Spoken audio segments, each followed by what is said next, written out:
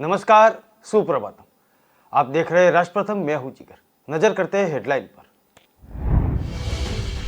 प्रधानमंत्री नरेंद्र मोदी ने वैज्ञानिक एवं औद्योगिक अनुसंधान परिषद सोसाइटी की बैठक की।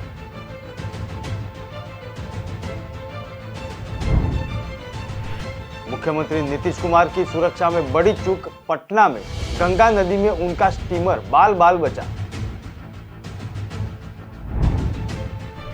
लखनऊ में डाक टिकट प्रदर्शनी का शुभारंभ। सीएम योगी आदित्यनाथ ने किया शुभारंभ। जम्मू कश्मीर में फिर टारगेट किलिंग का मामला सामने आया। आतंकियों ने दक्षिण कश्मीर के शोपियां जिले में कश्मीरी पंडित पर फायरिंग की। अमेरिकी राष्ट्रपति जो बाइडेन ने पाकिस्तान को दुनिया का सबसे खतरनाक देश बताया। खबरें विस्तार से। पीएम ने शनिवार को वैज्ञानिक एवं औद्योगिक अनुसंधान परिषद सोसाइटी की बैठक की अध्यक्षता की। बैठक में विज्ञान और प्रौद्योगिकी मंत्री जितेंद्र सिंह और अन्य केंद्रीय मंत्री पीयूष गोयल के अलावा विज्ञान के संबंधित मंत्रालयों के कई सचिवों ने भाग लिया। सोसाइटी का यह तीसरा वर्ष है और बैठक का विशेष महत्व है क्योंकि यह परिषद की स्थापना के 80 साल पूरे हो रहे थे। बैठक के एजेंडे के बारे में सिंह ने कहा था कि विभिन्न गतिविधियों पर प्रधानमंत्री के समकक्ष प्रस्तुति दी जाएगी और आगे के रास्ते पर उनके सुझाव मांगे जाएंगे।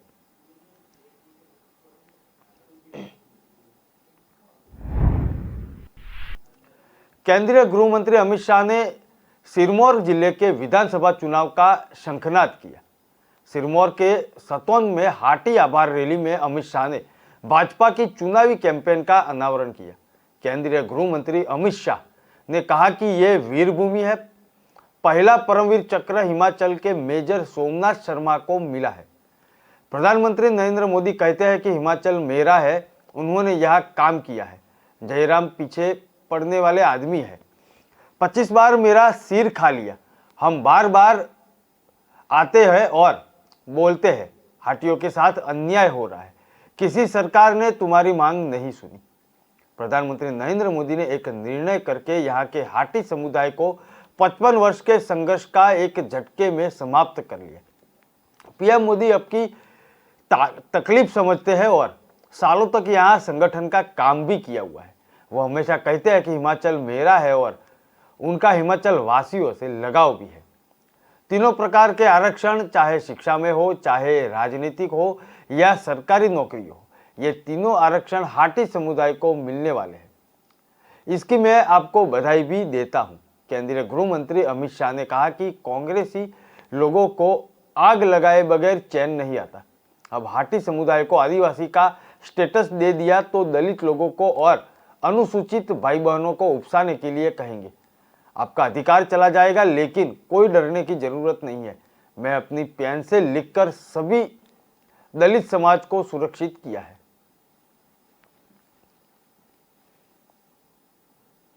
नीतीश कुमार की सुरक्षा में बड़ी चूक सामने आई। पटना में गंगा नदी में उनका स्टीमर बाल बाल बचा। मुख्यमंत्री छठ पूजा को लेकर घाटी का निरीक्षण करने के लिए स्टीमर से निकले थे। स्टीमर जेपी सेतु के पिलर से टकरा गया। हालांकि इन हादसों में मुख्यमंत्री बाल बाल बच गए। बताया जाता है कि नीतीश कुमार को हल्की चोट भी लगी है। हालांकि इसकी आधिकारिक पुष्टि नहीं हुई है। स्टीमर पर मुख्यमंत्री खड़े होकर घाटों का निरीक्षण कर रहे थे, तभी गंगा में भंवर आया और उस कारण उनका स्टीमर डगमगा गया। उसके बाद स्टीमर जेपी सेतु के पिलर से टकरा गया। उसके बाद दूसरा स्टीमर लाया गया और फिर मुख्यमंत्री को वापस ले लिया गया। मुख्यमंत्री नीतीश कुमार के साथ मंत्री संजय झा, जल संसाधन विभाग के अफसर, जिला प्रशासन के अफसर और आपदा प्रबंधन विभाग के अफसर भी थे। पटना के घाटों पर छठ की क्या तैयारी हो गई है, उसका निरीक्षण हर साल मुख्यमंत्री खुद करते हैं। साथ ही में जरूरी निर्देश भी वो देते हैं। पटना में छठ में अर्घ्य देने के लिए गंगा किनारे लाखों की संख्या में लोग उमड़ते हैं। इसलिए उनकी सुरक्षा में कोई चूक न हो और छठ व्रतियों को घाट किनारे किसी भी तरह की कठिनाई न हो, इस पर नीतीश कुमार की खास नजर रहती है। पटना जिला प्रशासन की तरफ से कहा गया है कि मुख्यमंत्री नीतीश कुमार भारतीय अंतर्देशीय जलमार्ग प्राधिकरण के स्टीमर से गंगा नदी के छठ घाटों का निरीक्षण कर रहे थे। निरीक्षण के दौरान गांधी घाट के सामने लगभग बीच नदी में स्टीमर में तकनीकी खराबी आने से हल्का झटका लगा और स्टीमर रुक गया था। उसके बाद साथ चल रहे दूसरे स्टीमर से निरीक्षण किया गया, किसी प्रकार की कोई क्षति नहीं हुई।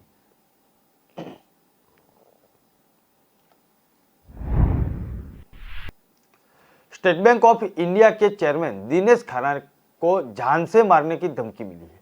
एक अज्ञात व्यक्ति ने फोन कर कहा कि अगर उसका लोन मंजूर नहीं हुआ तो वह चेयरमैन को अगवा कर लेगा और उनकी हत्या कर लेगा।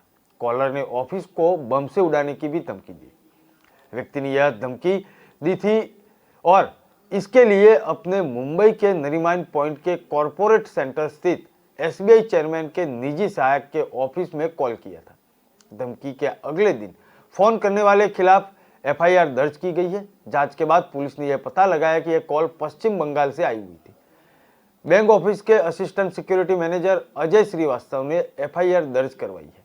इसमें कहा गया है कि फोन करने वाले ने अपना नाम मोहम्मद जिया उल हली बताया है और कहा है कि बैंक उससे 10 लाख रुपए की लोन की मंजूरी दे। ऐसा न होने पर एसबीआई के चेयरमैन को किडनैप कर लेगा और मर्डर कर देगा।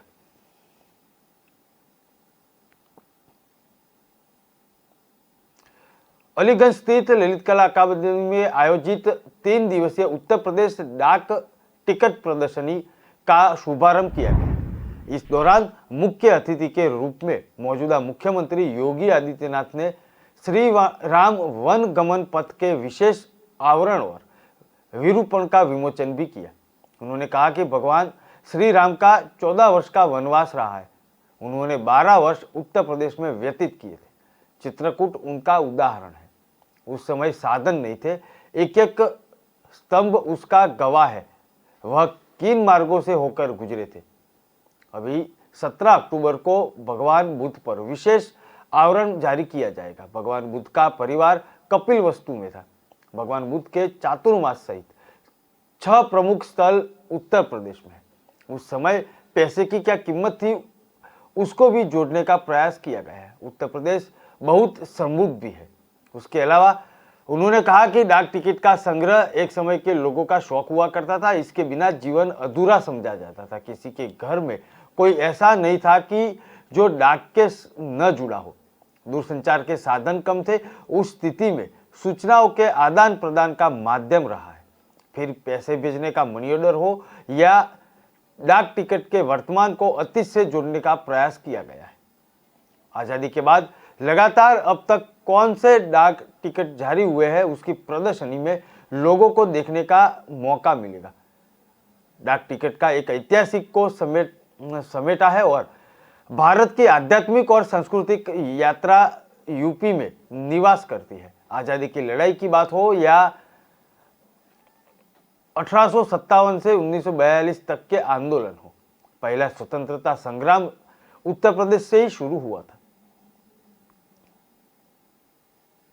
लेकिन आज साधन है तो एक एक स्थल उस समय की गवाह हैं कि भगवान राम किन मार्गों के माध्यम से वनों में गए थे और उस समय के समाज को उन्होंने कैसे सभ्य बनने की दिशा में अग्रसर करने के लिए एक सुरक्षित माहौल देने का काम किया था।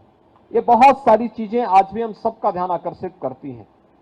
मुझे बताया गया कि भी 17 अक्टूबर को यहां पर भगवान बुद्ध से जुड़े हुए 6 प्रमुख स्थलों को लेकर के भी यहां पर विशेष प्रशिष्ट जारी किए जाएंगे। भगवान बुद्ध का जो राज।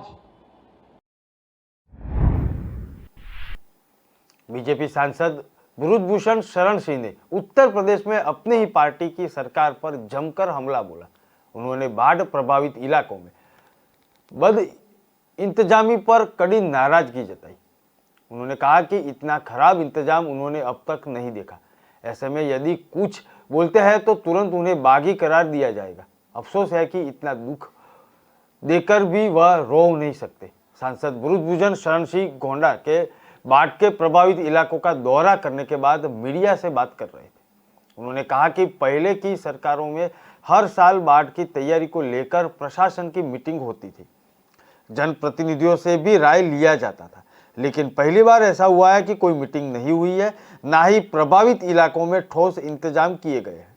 उन्होंने कहा कि अब तो हालात ऐसे बन गए हैं कि जनप्रतिनिधियों का बोलना भी बंद हो चुका है।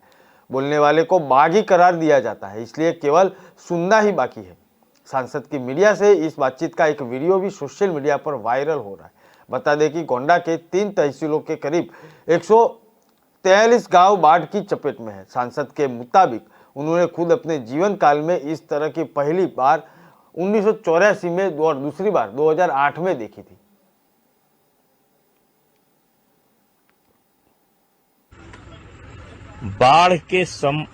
बाढ़ के पहले एक तैयारी की बैठक होती थी। हमको नहीं लगता कि कोई तैयारी की बैठक हुई है, और भगवान के भरोसे लोग हैं। लोग इंतजार कर रहे हैं कब पानी टूटेगा और कब हमारी तकलीफ कम होगी। और मैंने अपने जीवन में इतना खराब इंतजाम नहीं देखा बाढ़ के प्रति।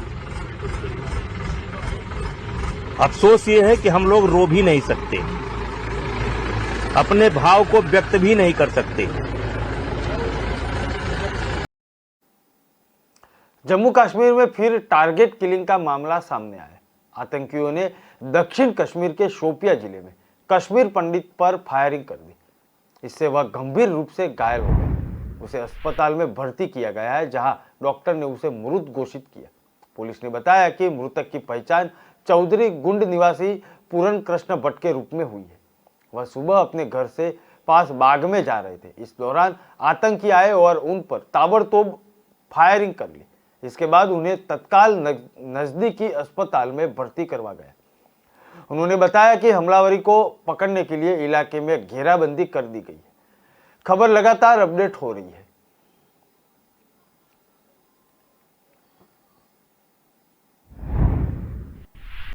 दिल्ली यूनिवर्सिटी के पूर्व प्रोफेसर जीएन साईबाबा को बॉम्बे हाईकोर्ट से बरी किए जाने के फैसले पर सुप्रीम कोर्ट ने रोक लगा दी। Justice MR. शाह और जस्टिस बेला एम. त्रिवेदी की बेंच ने कहा कि मामले में विस्तृत सुनवाई की जरूरत है, इसलिए अभी साईबाबा जेल के बाहर नहीं निकल पाएंगे। सुप्रीम कोर्ट में सुनवाई के दौरान पेश सीनियर एडवोकेट आर बसंत ने कहा कि पूर्व प्रोफेसर 8 साल से जेल में बंद है। उनकी उम्र 55 साल हो चुकी है और उनके शरीर का 90% हिस्सा काम नहीं कर रहा है। व्हील चेयर पर वो चलते हैं, इसलिए उन्हें जेल में अब नहीं रखा जाए। इस पर कोर्ट ने कहा कि आतंकी और नक्सली गतिविधि में शामिल होने के लिए शरीर की नहीं, ब्रेन की जरूरत होती है। 14 अक्टूबर को बॉम्बे हाईकोर्ट की नागपुर बेंच ने इनको बरी कर दिया था। कोर्ट ने कहा था कि तुरंत साईबाबा को जेल से रिहा किया जाए और हाईकोर्ट से जीएन साईबाबा के बरी होने के बाद महाराष्ट्र सरकार की ओर से तुषार मेहता, जस्टिस डीवाई चंद्रचूड़ की बेंच में भेजा गया था।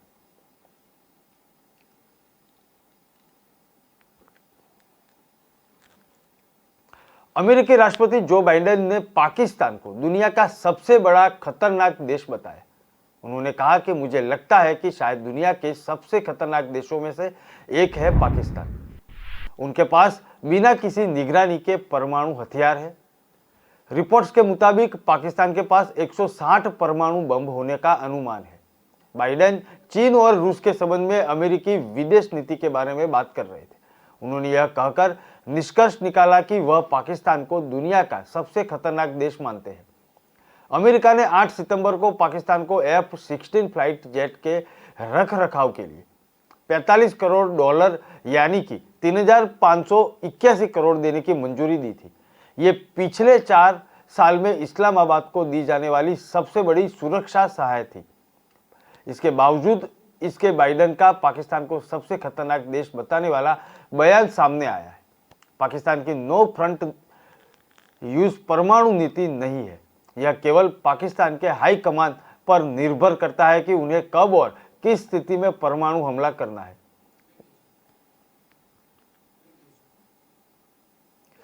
खबरें और भी है, ब्रेक के बाद फिर मिलते हैं। मस्त मास्क पहना है रे तूने। Thank you sir. वो जान बचाने के लिए पहनना पड़ता है ना सर। रेडीमेड है या टेलर मेड है? ऑनलाइन ऑर्डर किया है सर। एक और है क्या? है ना सर। देना। बहुत मस्त लगे आपको। ये ना सर। Sir sir sir. ये ना भाई, जान बचाने के लिए बाइक चलाते वक्त सिर्फ खोपड़े पे मास्क पहनेगा तो खोपड़े को कौन बचाएगा? समझ गया सर। हेलमेट ऑनलाइन ऑर्डर कर, वरना हमेशा के लिए ऑफलाइन हो सकता है। Okay sir. ये ले। चल हम ये भी ऑनलाइन भर दे। हेलमेट पहने, ट्रैफिक नियमों का पालन करे, जिंदगी के सफर को सुरक्षित रखे।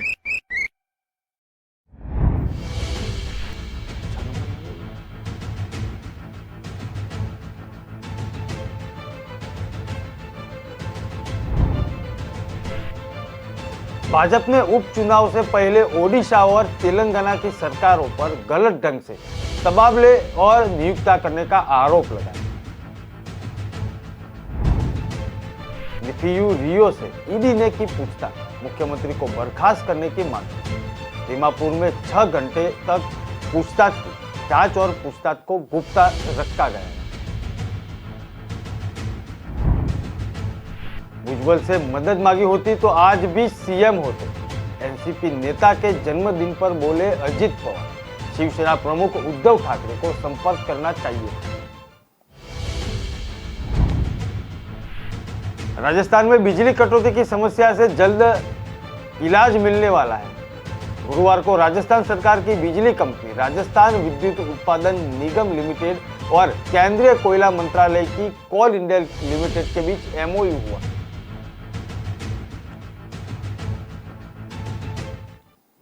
ब्रिटेन की प्रधानमंत्री लीज ट्रस ने इकोनॉमिक पैकेज के ऐलान के पहले वित्त मंत्री क्वासी क्वार्टेग बर्खास्त कर दिया है। उनकी वजह अब पूर्व कैबिनेट मंत्री जेरेमी हंट को वित्त मंत्री बताया गया। कई दिनों के क्वार्टेग को इस पद से हटाने की मांग हो रही थी। वह करीब 1 महीने पद पर रहे। उसके कार्यकाल में टैक्स में कटौती की घोषणा की गई, जिसमें पौंड की विनिमय दर में भारी गिरावट आई। मंत्री को पद से हटाने के साथ ही ब्रिटेन पीएम ने निगम कर बढ़ाने का फैसला दिया है। लीज ट्रस सरकार का हाल में मिली मिनी बजट पेश हुआ था और महंगाई पर काबू पाने के लिए विफल साबित हुआ था। इसके बाद कई सांसदों ने ट्रस्ट को अल्टीमेटम दे दिया था कि वित्त मंत्री क्वासी क्वार्टेग को अगर नहीं हटाया गया तो उन्हें बगावत का सामना करना पड़ सकता है। दरअसल जब से लीज ट्रस्ट ने पदभार संभाला उसके बाद से सरकार आर्थिक मोर्चे पर पस्त नजर आ रही है। वित्त मंत्री की बर्खास्त पर अभी तक प्रधानमंत्री कार्यालय ने टिप्पणी करने से इनकार कर लिया है। हालांकि फाइनेंस मिनिस्टर क्वासी क्वार्टेग ने ट्वीट करके अपनी बर्खास्तगी की पुष्टि की है।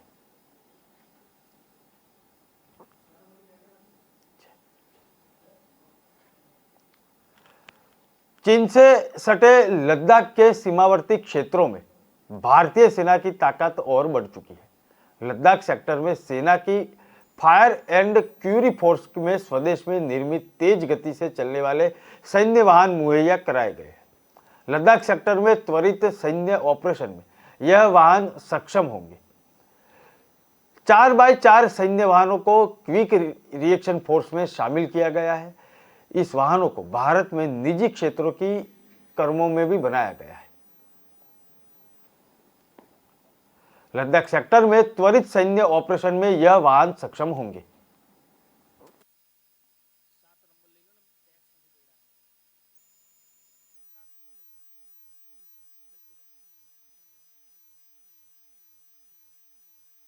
ओडिशा और तेलंगाना की सरकार पर गलत ढंग से तबादले होने वाले हैं और उसके ऊपर आरोप लगाया है। ये चुनाव अगले माह होने वाले हैं। इस संबंध में उसने निर्वाचन आयोग को शिकायत भी की है। भाजपा नेताओं के प्रतिनिधि मंडल ने निर्वाचन आयोग से मुलाकात करके इस संबंधित ज्ञापन सौंपा। प्रतिनिधि मंडल में केंद्रीय मंत्री वी मुरलीधरन, भाजपा महासचिव तरुण चुग, प्रताप चंद्र सारंगी और एन रामचंद्र राव शामिल। उन्होंने धामनगर विधानसभा क्षेत्र में वीडियो के रूप में कार्यरत 2 अधिकारी के तबादले का हवाला दिया। आरोप लगाते हुए कहा कि दोनों ही उपचुनाव की घोषणा के बाद किए गए हैं। ज्ञापन में कहा गया है कि ओडिशा सरकार द्वारा जो सरकारी अधिकारियों का भद्रक जिले में तबादला किया गया है, इसका उद्देश्य सत्तारूढ़ पार्टी के उम्मीदवार की जीत को पुख्ता करना है। इसी तरह दूसरे ज्ञापन में भाजपा ने तेलंगाना के रचाकोंडा में पुलिस आयुक्त के रूप में कार्यरत अधिकारी का मुद्दा उठाते हुए कहा कि उच्च अधिकारी 2016 से ही वहां तैनात है। यह निर्वाचन आयोग के दिशा निर्देशों के खिलाफ है। ओडिशा के धामनगर और तेलंगाना के मुनुकोंडे में 3 नवंबर को विधानसभा के उपचुनाव होने वाले हैं।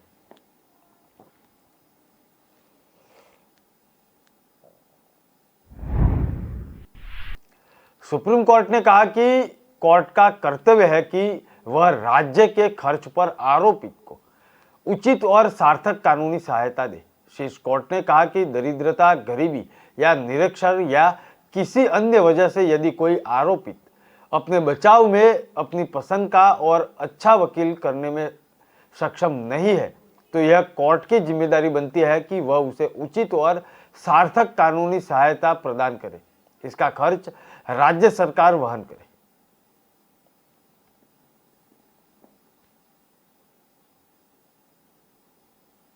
सरकारी पैसों की निकासी से जुड़े मामले में ईडी ने नागालैंड के मुख्यमंत्री निफियू रियो से कथित तौर पर दीमापुर में 6 घंटे तक पूछताछ की। हालांकि अभी ईडी की तरफ से कोई जानकारी साझा नहीं की गई।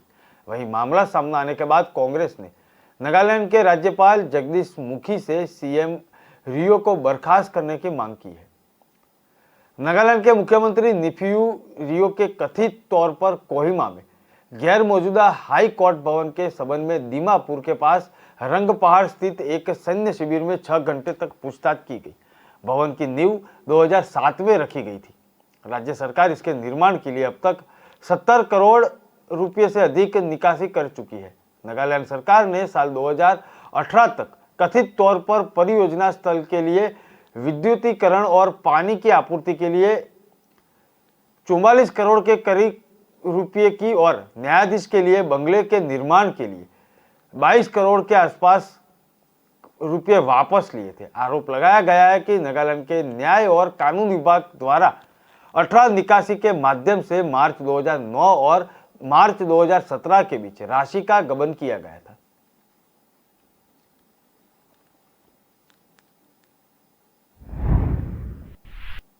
हर साल की यही हाल है। पराली जैसी समस्याओं को लेकर केंद्र और राज्य सरकार में चुप्पी तभी टूटती है जब पराली जलने लगती है।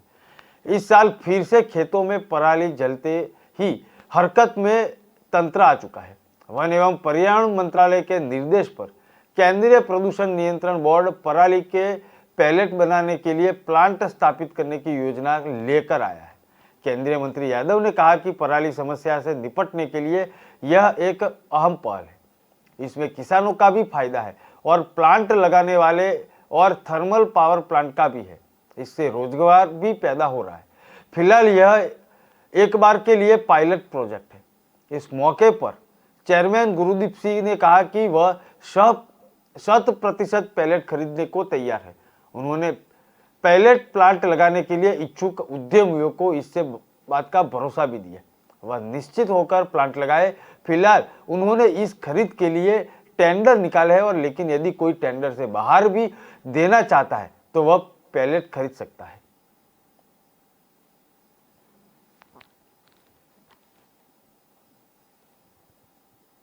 महाराष्ट्र के पूर्व उप मुख्यमंत्री अजित पवार ने कहा कि महाराष्ट्र में सत्ता परिवर्तन से पहले उद्धव अगर छगन भुजबल से मदद मांगी होती तो आज वो मुख्यमंत्री की कुर्सी पर बने रहते।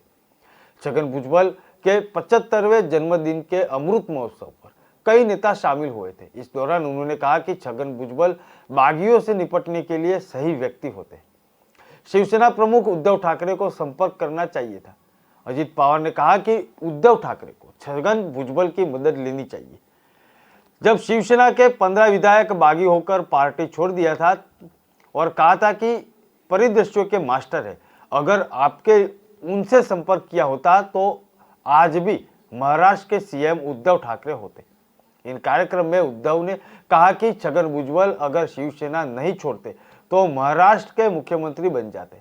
साथ ही में शिवसेना प्रमुख ने कहा कि अब शॉक प्रूफ हो चुका हूं, लेकिन जब भुजबल के शिवसेना छोड़ी तो मेरा परिवार सदमे में था। उन्होंने कहा कि हमारे अपने परिवार के सदस्यों में से एक से हमने छोड़ दिया है।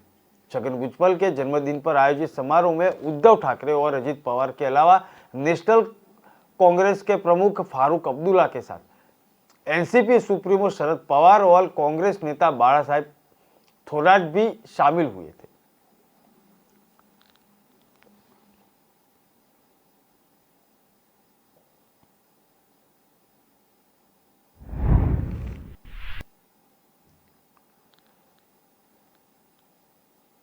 रेडी टू कुक पराठा खाने के शौकीन लोगों को अब इसके लिए अधिक खर्च करना पड़ेगा।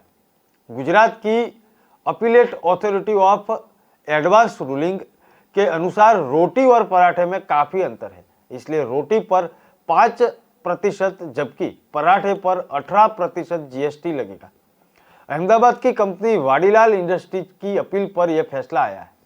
वही व्यवसाय से जुड़ी कंपनियों का कहना है कि पराठे पर अधिक जीएसटी नहीं लगानी चाहिए क्योंकि दोनों ही गेहूं के आटे से बनती है। वाडीलाल कई तरह से रेडी टू कुक यानी कि फ्रोजन पराठे बनाती है।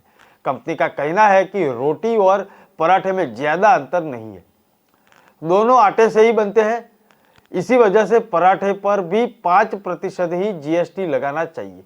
कंपनी ने दावा किया कि पराठा और रोटी बनाने के लिए सिर्फ प्रक्रिया ही समान नहीं है बल्कि उनके इस्तेमाल और उपभोग का भी तरीका एक जैसा है। कंपनी की इस दलील को खारिज कर दिया गया और साफ किया गया कि पराठे पर 18% जीएसटी लगेगा। इसके पहले अथॉरिटी फॉर एडवांस रूलिंग की अहमदाबाद की बेंच ने व्यवस्था की थी। फ्रोजन पराठे पर 18% जीएसटी लगेगा, इसके खिलाफ कंपनी ने अपील की थी, लेकिन अपीलेट अथॉरिटी ने फैसले को सही ठहराते हुए इसको बरकरार रखा। अथॉरिटी का कहना है कि वाडीलाल इंडस्ट्री द्वारा जो पराठे बनाए जाते हैं उनमें 36 से 62% तक आटा होता है और इनमें आलू, मूली, प्याज के साथ वेजिटेबल ऑयल और नमक भी होता है। वही सादी रोटी में और चपाती में सिर्फ आटा एवं पानी होता है।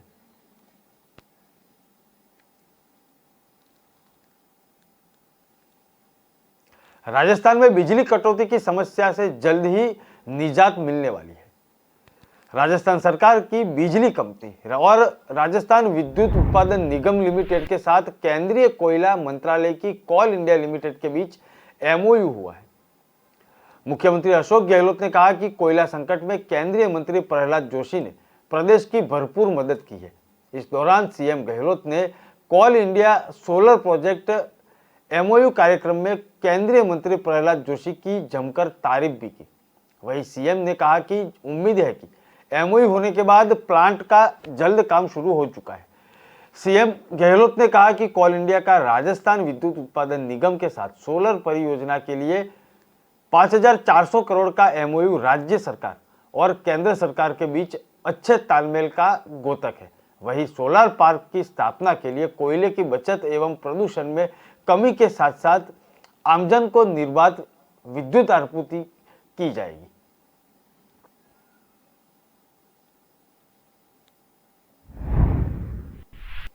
कांग्रेस के राष्ट्रीय अध्यक्ष के चुनाव प्राधिकरण द्वारा तय की गई है कि गाइडलाइन की अनदेखी करके राजस्थान के मुख्यमंत्री अशोक गहलोत ने मल्लिकार्जुन खड़गे के लिए वोट मांगा है। गहलोत ने खड़गे को जिताने के लिए एक वीडियो संदेश इंटरनेट मीडिया पर वायरल किया।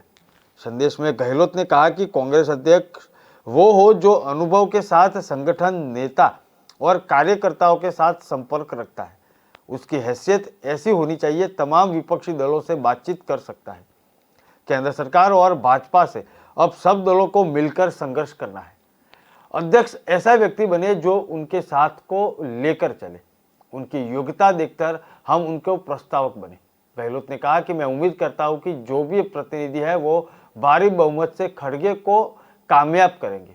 कामयाब होने के बाद वो हम सबका मार्गदर्शन करेंगे। कांग्रेस मजबूत होकर प्रतिपक्ष के रूप में सामने आएगी। खड़गे अनुभवी व्यक्तित्व के धनी है और 9 बार विधानसभा और 2 बार लोकसभा को मिलाकर उनका 50 साल का अनुभव है। दरअसल गहलोत नामांकन के समय खड़गे के प्रस्तावक बने थे।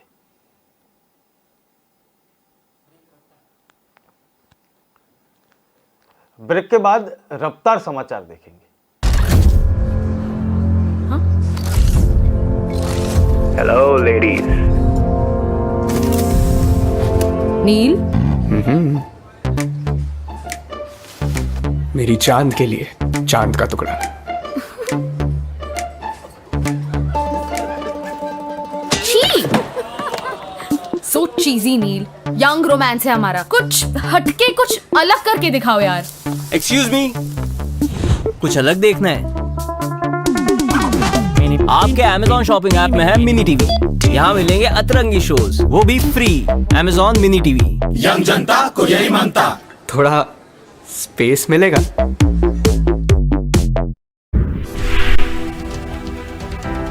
प्रधानमंत्री नरेंद्र मोदी ने वैज्ञानिक एवं औद्योगिक अनुसंधान परिषद सोसाइटी की बैठक की अध्यक्षता की। बैठक में विज्ञान और प्रौद्योगिकी मंत्री जितेंद्र सिंह का अन्य केंद्रीय मंत्री पीयूष गोयल के अलावा विज्ञान से संबंधित मंत्रालयों सहित कई सचिवों ने भी भाग लिया। जिन्हें शुक्रवार को कहा था कि CIIR सोसाइटी का यह तीसरा वर्ष है और बैठक का विशेष महत्व है क्योंकि यह परिषद की स्थापना 80 साल पूरे करेगी। बैठक के एजेंडे के बारे में सिंह ने कहा था कि CSIR की विभिन्न गतिविधियों पर प्रधानमंत्री की समकक्ष एक प्रस्तुति दी जाएगी और आगे के रास्ते पर उनके सुझाव मांगे जाएंगे। केंद्रीय गृह मंत्री अमित शाह ने शनिवार को सिरमौर जिले से विधानसभा चुनाव का शुभारंभ किया। सिरमौर के सतोन के हाटी में आभार रैली में अमित शाह ने भाजपा की चुनावी कैंपेन का अनावरण किया। केंद्रीय गृह मंत्री अमित शाह ने कहा कि ये वीर भूमि है। पहला परमवीर चक्र हिमाचल के मेजर सोमनाथ शर्मा को मिला है। प्रधानमंत्री नरेंद्र मोदी कहते हैं कि हिमाचल मेरा है, उन्होंने यहाँ काम किया है। जयराम पीछे पड़ने वाले आदमी हैं।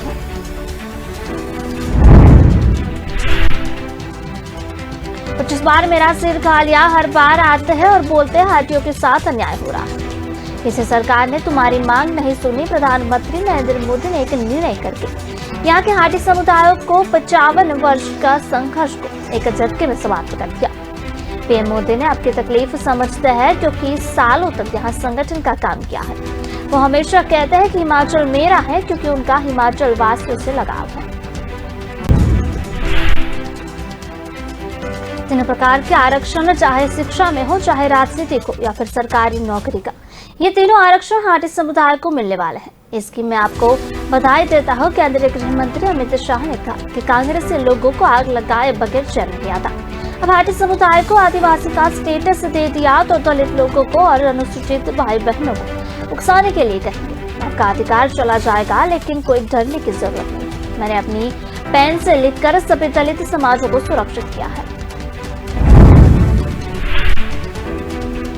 मुख्यमंत्री नीतीश कुमार की सुरक्षा में बड़ी चूक हो गई है। पटना में गंगा नदी में उनका स्टीमर भाल-भाल बच गया। मुख्यमंत्री छठ पूजा को लेकर घाटों का निरीक्षण करने स्टीमर से निकले थे। स्टीमर जेपी सेतु के पिलर से टकरा गया। हालांकि इस हादसे में मुख्यमंत्री भाल-भाल बच गए। बताया जा रहा है कि नीतीश कुमार को हल्की चोट भी लगी है। हालांकि इसकी आधिकारिक पुष्टि नहीं हुई है। स्टीमर पर मुख्यमंत्री खड़े होकर घाटों का निरीक्षण कर रहे थे, तभी गंगा में भंवर आ गया और उसके कारण उनका स्टीमर डगमगा गया। उसके बाद स्टीमर जेपी सेतु से पिलर से टकरा गया।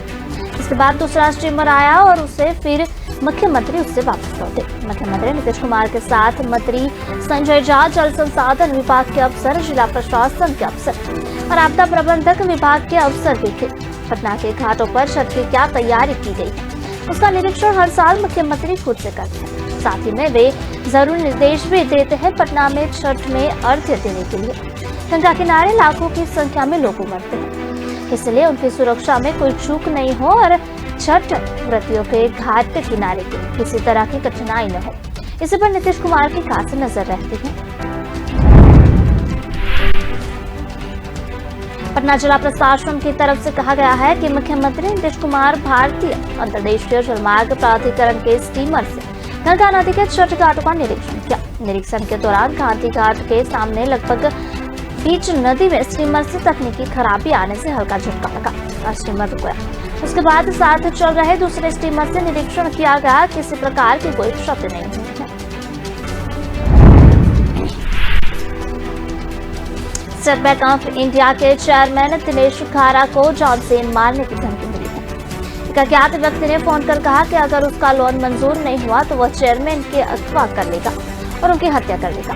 कॉलर ने ऑफिस को बम से उड़ाने की भी धमकी दे डाली है और वही व्यक्ति ने यह धमकी बुधवार को दी। इसके लिए उसने मुंबई के नरीमन पॉइंट के कारपोरेट सेंटर स्थित सीबीआई चेयरमैन के निजी सहायक के ऑफिस में कॉल किया। धमकी के अगले दिन फोन करने वाले के खिलाफ एफआईआर दर्ज की गई है। जांच के बाद पुलिस ने यह पता लगाया कि अकल पश्चिम बंगाल से आई थी। बैंक ऑफिस से assistant security manager Ajay Shrivastava ने एफआईआर दर्ज कराई है। इसमें कहा गया है कि फोन करने वाले ने अपना नाम मोहम्मद जियाउल अली बताया था और कहा कि बैंक उसके 10 लाख रुपए के लोन को मंजूरी दी। ऐसा न होने पर एसबीआई के चेयरमैन को किडनैप कर लेगा और मर्डर कर देगा। इसके बाद अजय ने मरीन ड्राइव पुलिस स्टेशन में शिकायत दर्ज कराई। पुलिस ने भारतीय दंड संहिता यानी कि आईपीसी की धारा 506 दो आपराधिक धमकी के तहत एफआईआर दर्ज की है। पुलिस ने फोन नंबर का कॉल डिटेल रिकॉर्ड हासिल कर लिया है और मुंबई पुलिस की एक टीम को आरोपी को पकड़ने के लिए पश्चिम बंगाल भी भेजा गया है। अलीगंज स्थित ललित कला अकादमी में आयोजित 3 दिवसीय उत्तर प्रदेश डाक टिकट प्रदर्शनी रिफ्लेक्स का शनिवार को शुभारंभ किया था। इस दौरान मुख्य अतिथि के रूप में मौजूद मुख्यमंत्री योगी आदित्यनाथ ने श्री राम वन गमन पथ की विशेष आवरण और निरूपण का विमोचन भी किया। उन्होंने कहा कि भगवान राम का 14 वर्ष का वनवास रहा है। उन्होंने 12 वर्ष तक उत्तर प्रदेश में व्यतीत किए हैं और चित्रकूट इसका उदाहरण है। उस समय साधन नहीं थे, एक स्तंभ इसका गवाह है। वह एक किन मार्गों से होकर गुजरे थे। अब 17 अक्टूबर को भगवान बुद्ध पर विशेष आवरण जारी किया जाएगा। भगवान बुद्ध का परिवार कपिलवस्तु में था और भगवान बुद्ध चतुर्मास सहित 6 प्रमुख स्थल उत्तर प्रदेश में है। उस समय पैसे की क्या कीमत थी उसको भी जोड़ने का प्रयास किया है। उत्तर प्रदेश बहुत समृद्ध है।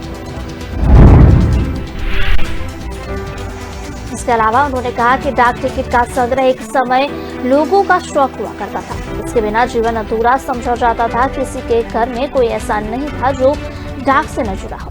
दूरसंचार के साधन कम थे। उस स्थिति में सूचनाओं के आदान प्रदान का माध्यम रहा हो या फिर पैसे भेजने का मनी ऑर्डर का माध्यम रहा हो। डाक टिकट से वर्तमान को अतीत से जोड़ने का प्रयास किया जा रहा है।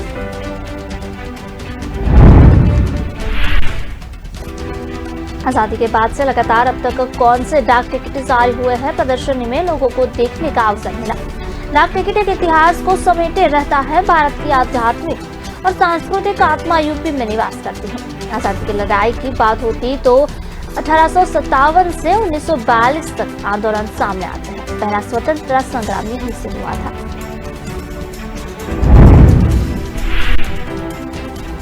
बीजेपी सांसद ब्रजभूषण शरण सिंह ने उत्तर प्रदेश में अपनी ही पार्टी की सरकार पर जमकर हमला बोला। उन्होंने बाढ़ प्रभावित इलाकों में बद इंतजामी पर कड़ी नाराजगी जताई। कहा कि इतना खराब इंतजाम उन्होंने अब तक नहीं देखा। ऐसे में यदि वह कुछ बोलते हैं तो तुरंत उन्हें बागी करार दिया जाएगा। अफसोस है कि इतना दुख देखकर वह रो भी नहीं सकते हैं। सांसद ब्रजभूषण शरण सिंह कोटा में बाढ़ प्रभावित इलाकों का दौरा करने के बाद मीडिया से बात कर रहे थे। उन्होंने कहा कि पहले की सरकारों में हर साल बाढ़ की तैयारियों को लेकर प्रशासन की मीटिंग होती थी। जनप्रतिनिधियों से भी राय लिया जाता था, लेकिन पहली बार ऐसा हुआ है कि कोई मीटिंग नहीं हुई, न ही प्रभावित इलाकों में ठोस इंतजाम किए गए हैं। उन्होंने कहा कि अब तो हालात ऐसे बन गए हैं कि जनप्रतिनिधियों को बोलना बंद हो चुका है। बोलने वालों को बागी करार दिया जा रहा है, इसलिए केवल सुनना ही बाकी है। सांसद की मीडिया से इस बातचीत का एक वीडियो भी सोशल मीडिया पर वायरल हो रहा है। बता दें कि कोहटा के 3 तहसीलों के करीब 143 गांव बाढ़ की चपेट में है। सांसद के मुताबिक उन्होंने खुद अपने जीवन काल में इस तरह की बाढ़ पहली बार 1984 में और दूसरी बार 2008 में देखी थी।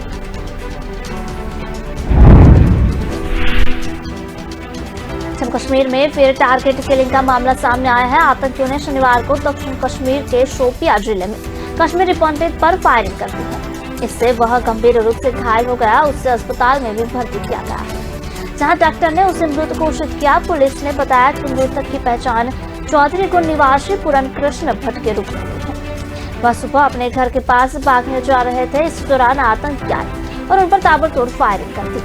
उसके बाद उन्हें तत्काल नजदीकी अस्पताल में भर्ती कराया गया। उन्होंने बताया कि हमलावरों को पकड़ने के लिए इलाकों की घेराबंदी कर दी गई है। खबर लगातार अपडेट हो रही है। दिल्ली यूनिवर्सिटी के पूर्व प्रोफेसर जैन साई बाबा के बॉम्बे हाईकोर्ट से बरी किए जाने के फैसले पर सुप्रीम कोर्ट ने रोक लगा दी है। Justice MR. शाह और जस्टिस पीएल त्रिवेदी की बेंच ने कहा कि मामले में विस्तृत सुनवाई की जरूरत है और इसीलिए अब साई बाबा जेल से बाहर नहीं निकल पाएंगे। सुप्रीम कोर्ट में सुनवाई के दौरान साई बाबा की ओर से पेश सीनियर एडवोकेट और पसंद ने कहा कि पूर्व प्रोफेसर 8 साल से जेल में बंद है। उनकी उम्र 55 साल है और उनके शरीर का 90% हिस्सा काम नहीं करता है। साई बाबा व्हील चेयर पर चलते हैं, इसलिए उन्हें जेल में अब न रखा जाए। इस पर कोर्ट ने कहा कि आतंकी और नक्सली गतिविधियों में शामिल होने के लिए शरीर की नहीं ब्रेन की जरूरत होती है। 14 अक्टूबर को बॉम्बे हाईकोर्ट की नागपुर बेंच ने साई बाबा को बरी कर दिया था। कोर्ट ने कहा था कि तुरंत साई को जेल से रिहा कर दिया जाए। हाईकोर्ट से जैन साई बाबा के बरी होने के बाद महाराष्ट्र सरकार की ओर से तुषार मेहता जस्टिस डीवाई चंद्रचूड़ की बेंच में गए। मेहता ने कहा कि टेक्निकल आधार पर साई बाबा को रिहा किया गया है। वे अगर जेल से बाहर आता है तो देश के लिए खतरनाक होगा। साई बाबा को माओवादियों से कनेक्शन है। जस्टिस चंद्रचूड़ ने कहा कि अर्जेंट सुनवाई के लिए आप चीफ जस्टिस के पास जाइए, हम रिहाई पर रोक नहीं लगा सकते। अमेरिकी राष्ट्रपति जो बाइडेन ने पाकिस्तान को दुनिया का सबसे खतरनाक देश बताया है। उन्होंने कहा कि मुझे लगता है कि शायद दुनिया के सबसे खतरनाक देशों में से एक है पाकिस्तान। उसके पास बिना किसी निगरानी के परमाणु हथियार है। रिपोर्ट्स के मुताबिक पाकिस्तान के पास 160 परमाणु बम होने के अनुमान है। बाइडेन चीन और रूस के संबंध में अमेरिकी विदेश नीति के बारे में बात कर रहे थे। उन्हें यह कहकर निष्कर्ष निकाला कि वह पाकिस्तान को दुनिया का सबसे खतरनाक देश मानते हैं।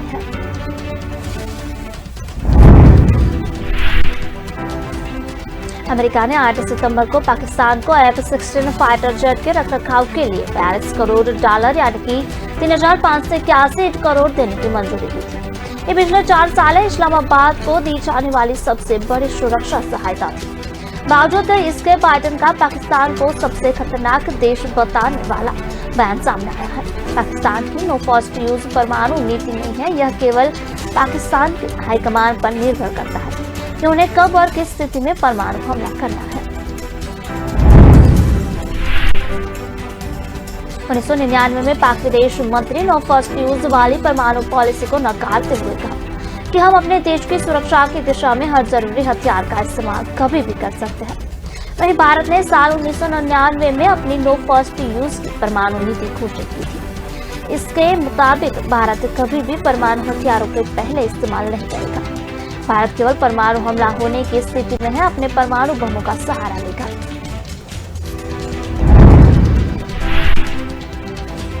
ब्रिटेन की प्रधानमंत्री लिज ट्रस को इकोनॉमिक पैकेज के ऐलान से पहले वित्त मंत्री कासी कार्टेंग बर्खास्त कर दिया है। उनकी जगह अब पूर्व कैबिनेट मंत्री जेरेमी हंट को वित्त मंत्री बनाया गया है। कई दिनों से कार्टेंग को इस पद से हटाने की मांग हो रही है। वह करीब 1 महीने पद पर रहे। उनके कार्यकाल में टैक्स में कटौती की घोषणा की गई, जिससे पाउंड की विनिमय दर में भारी गिरावट आई। वित्त मंत्री को पद से हटाने के साथ ही ब्रिटेन पीएम ने निगम कर बढ़ाने का फैसला किया है। लिज ट्रस सरकार का हाल ही में मिनी बजट पेश हुआ था, जो महंगाई पर काबू पाने में विफल साबित होता दिखा। इसके बाद कई सांसदों ने ट्रस को अल्टीमेट कर दिया और वित्त मंत्री कासी कार्टेंग को अगर नहीं हटाया गया तो उन्हें बगावत का सामना करना पड़ सकता है। दरअसल जब से लिज ट्रस ने पदभार संभाला, उसके बाद से सरकार आर्थिक मोर्चे पर पस्त नजर आ रही है। वित्त मंत्री की बर्खास्त पर अभी तक प्रधानमंत्री कार्यालय ने टिप्पणी करने से इनकार कर दिया। हालांकि फाइनेंस मिनिस्टर काशी कार्टेंग ने ट्वीट कर अपनी बर्खास्तगी की पुष्टि की है। उन्होंने ट्विटर पर लिखा कि मुझे चांसलर के पद से हटाने के लिए यह कहा गया है। मैंने पिछले सप्ताह में कई बार कहा था कि यथास्थिति को पालन करना हमारे लिए विकल्प नहीं है। अगर देश को अपने विकास दर में तेजी लानी है तो इसके पॉलिसी में बदलाव करना होगा। Kashi justice Pankaj Mittal Rajasthan high court के चीफ जस्टिस बन चुके। राजभवन जयपुर में हुए समारोह में उन्हें राज्यपाल कलराज मिश्रा ने सीजे पद की शपथ दिलाई। अमूल दूध फिर 2 रुपया महंगा, 1 लीटर दूध के लिए चुकाने होंगे 63 रुपये। इस साल तीसरी बार बढ़ेगा दाम। गुजरात में नहीं बढ़ पाएंगे दाम, पशु चारा महंगा होने की वजह से रेट बढ़े। हरियाणा में सुबह सुबह बड़ा हादसा सामने आया। गुरुग्राम के बिलासपुर इंडस्ट्रियल एरिया में ऑटो पार्ट्स बनाने वाली कंपनी में आग। घनी आबादी वाले ऊपरकोट इलाके में देर रात 4 मंजिला भवन बम भमाकर गिर गया, जिसमें दबकर कर्मियों सहित 4 लोग जख्मी हुए। महाराष्ट्र के थाने में ऑटो ड्राइवर ने एक कॉलेज स्टूडेंट को छेड़छाड़ कर। जस्टिस पंकज मित्तल राजस्थान हाईकोर्ट के चीफ जस्टिस बन चुके हैं। राजभवन जयपुर में हुए समारोह में उन्हें राज्यपाल कलराज मिश्रा ने सीजे पद की शपथ दिलाई। मित्तल राजस्थान हाईकोर्ट के 40वें चीफ जस्टिस है। उन्होंने हिंदी में शपथ ली। मुख्य सचिव उषा शर्मा ने मित्तल को शपथ दिलवाने का आग्रह किया था। जस्टिस पंकज मित्तल 8 महीने इस पद रहेंगे और इसके पहले एमएस शिंदे राजस्थान हाईकोर्ट के सीजे थे। 1 अगस्त 2022 को शिंदे के रिटायरमेंट के बाद से ही एक्टिंग चीफ जस्टिस के तौर पर जस्टिस एएम श्रीवास्तव काम कर रहे थे। सितंबर 2022 के आखिरी सप्ताह में यूयू ललित की अध्यक्षता में हुई सुप्रीम कोर्ट की कॉलेजियम की बैठक में जस्टिस पंकज मित्तल का transfer Jammu Kashmir high court में हुआ था। इसके बाद केंद्रीय लॉ मिनिस्ट्री ने 11 अक्टूबर को जस्टिस पंकज मित्तल का तबादला राजस्थान हाई कोर्ट में करने का आदेश निकाला था। मित्तल का जन्म 17 जून 1961 को हुआ है और उन्होंने साल 1982 में इलाहाबाद विश्वविद्यालय से कॉमर्स में स्नातक करने के बाद चरण सिंह विश्वविद्यालय के मेरठ कॉलेज में एलएलबी की डिग्री हासिल की थी।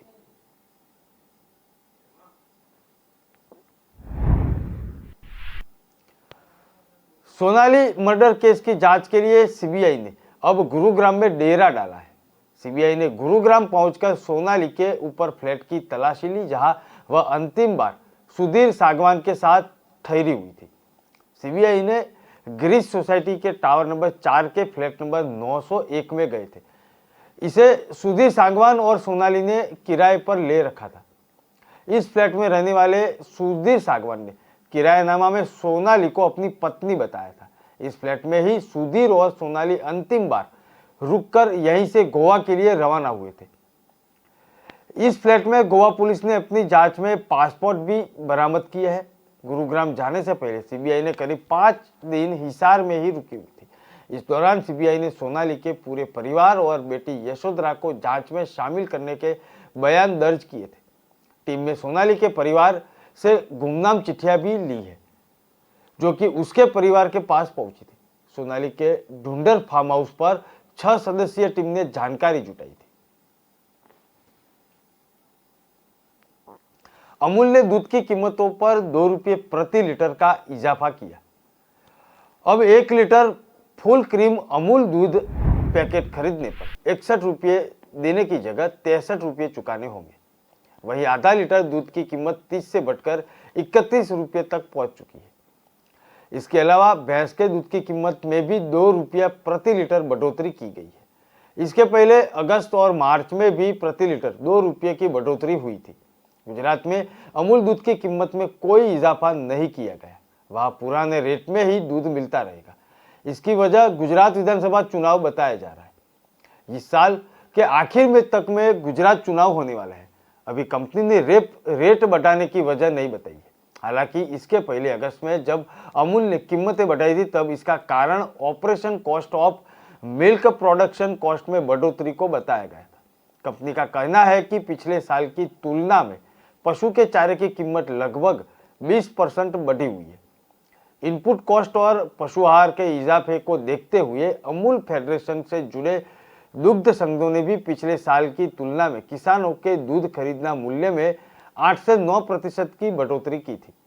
Mother dairy Delhi NCR market में लीडिंग मिल्क सप्लाई में से एक और प्रतिदिन 30 लाख लीटर दूध ज्यादा पैक और वेडिंग मशीनों के माध्यम से बेचती है।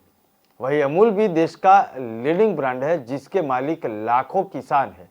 गुजरात के 2 गांवों से 75 साल पहले 247 लीटर दूध से शुरू हुआ ये सफर आज 260 लाख लीटर तक पहुंच चुका है।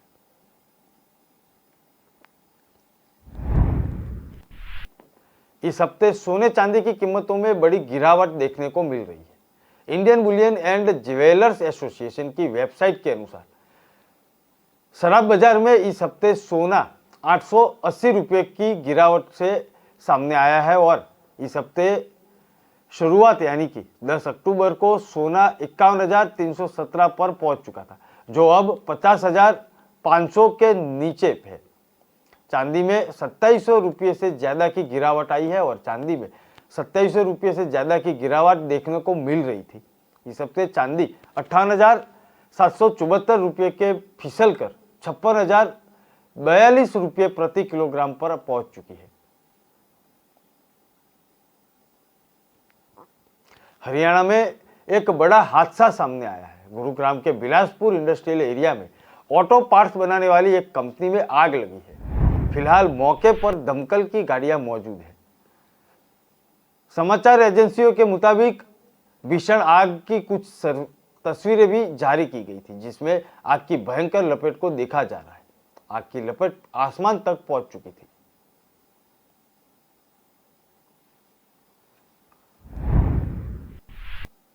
जम्मू कश्मीर में एक बार फिर से सुरक्षा बलों ने आतंकी मंसूबों को नाकाम कर लिया। सुरक्षा बलों को बांदीपुरा रोड के पास अर्स्टिंगो इलाके में एक आईईडी मिला। बताया जा रहा है कि सुरक्षा बलों को निशाने बनाने के लिए आतंकियों ने इस आईईडी को विस्फोटक को प्लांट किया था, ताकि जब भारतीय जवान इस रास्ते से गुजरे तो विस्फोट किया जा सके। हालांकि सुरक्षा बलों के मुस्तैदी ने आतंकियों के मंसूबों पर पानी फेर दिया। जैसे ही सुरक्षा बलों को विस्फोटक की जानकारी मिली थी, तुरंत ही डिफ्यूज करने के लिए, उसे पूरी तरह से नष्ट करने के लिए बम निरोधक दस्ते को बुलाया गया। इसके बाद बम निरोधक दस्ता ने जम्मू कश्मीर के बांदीपुरा जिले में बडियारा और कानबटी गांव के बीच बांदीपुर सोपोर के सड़क के पास मिले आईईडी को निष्क्रिय कर लिया।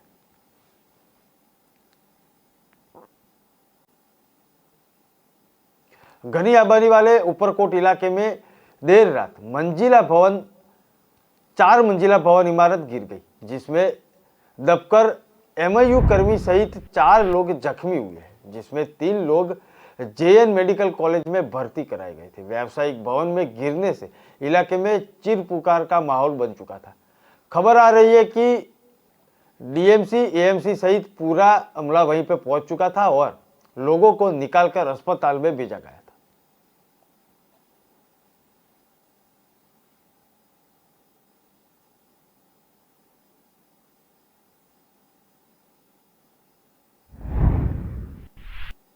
गूगल इंडिया के मैनेजर ने भोपाल की लड़की को 7 साल लिव इन रिलेशन में रखा था, फिर दूसरी लड़की से शादी कर ली। पकड़ा गया तो उसे भोपाल की लड़की वालों पर उसे बेहोश करने पर जबरन शादी करने का आरोप भी लगाया। भोपाल के रहने वाले भारतीय प्रबंधन संस्थान के शिलांग के क्लाइमेट के बीच प्यार, शादी और धोखे का मामला सामने आया है। दोनों 7 साल तक लिव इन रिलेशन में रहते थे, कोर्ट में मैरिज भी कर ली थी। इस बीच युवक गूगल इंडिया में मैनेजर हो गया था। उन्हें बेंगलुरु में दूसरी लड़की से शादी भी कर ली और उसके बाद भोपाल आकर अपनी क्लासमेट रही लड़की से भी शादी की थी। युवती ने बेंगलुरु के थाने में युवक के भोपाल के कमलनगर थाने में केस दर्ज करवाया है।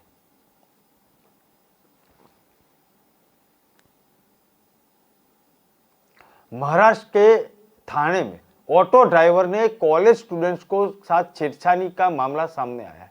जबरन ऑटो में बिठाने की कोशिश भी की थी। लड़की ने विरोध किया तो चलते ऑटो में 500 मीटर तक घसीटा गया। पुलिस के मुताबिक 22 साल की लड़की कॉलेज की स्टूडेंट थी। वह कॉलेज जा रही थी और इस दौरान रास्ते में खड़े ऑटो ड्राइवर ने उस पर गंदे कमेंट्स किए और जबकि लड़की ऑटो वाले को विरोध करने लगी तब हाथ पकड़ कर लिया और उसको घिसट के छेड़छाड़ करने के बाद उसको पूरे रास्ते तक ले गया।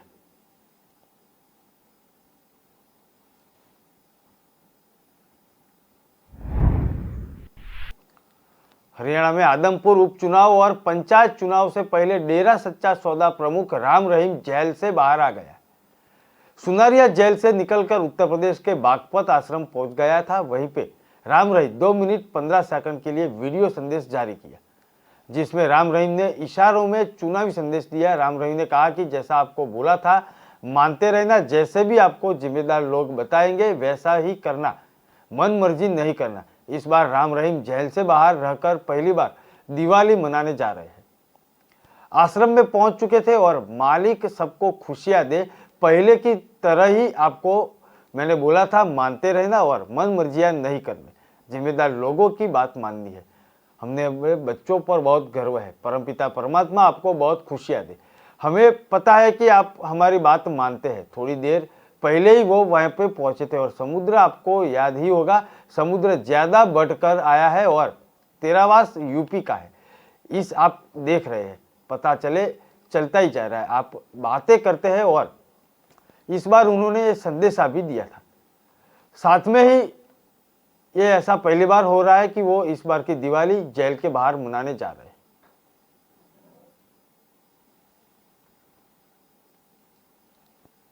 अमेरिका के हवाई में दुनिया के सबसे बड़े और एक्टिव ज्वालामुखी मौना लोसा में यानी कि 14 अक्टूबर को 5.0 तीव्रता के भूकंप के झटके महसूस किए गए। वैज्ञानिकों का कहना है कि अब से ये ज्वालामुखी बहुत ज्यादा अशांत हो चुका है। यूएस जियोलॉजिकल सर्वे के मुताबिक ज्वालामुखी में भूकंप के झटके महसूस किए गए। सबसे पहले 4.6 तीव्रता का भूकंप आया था। इसके बाद 24 सेकंड में दूसरा झटका 5.1 का लगा।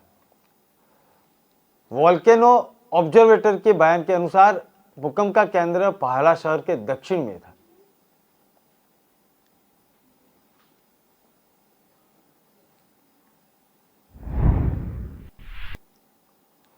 गोवा में दूधसागर जलप्रपात के पास बना एक छोटा पुल भारी बारिश के कारण टूट गया। बारिश के चलते मुंडोवी नदी में अचानक जल स्तर बढ़ाया गया, जिससे वहां 40 टूरिस्ट फंस चुके थे, लेकिन वहां मौजूद लाइफ गार्ड जवानों ने उन्हें बचा लिया। घटना शुक्रवार शाम की है और मुख्यमंत्री प्रमोद सावंत ने रेस्क्यू करने वाले लाइफ गार्ड्स की सराहना भी की। गोवा कर्नाटक सीमा पर बना सुरम्य दूधसागर वाटरफॉल बड़ी संख्या में टूरिस्ट को आकर्षित कर रहा है।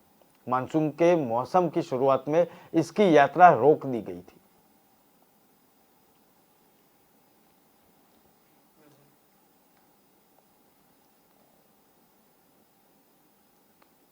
देश दुनिया के समाचार राष्ट्र प्रथम के साथ देखते रहिए। नमस्कार।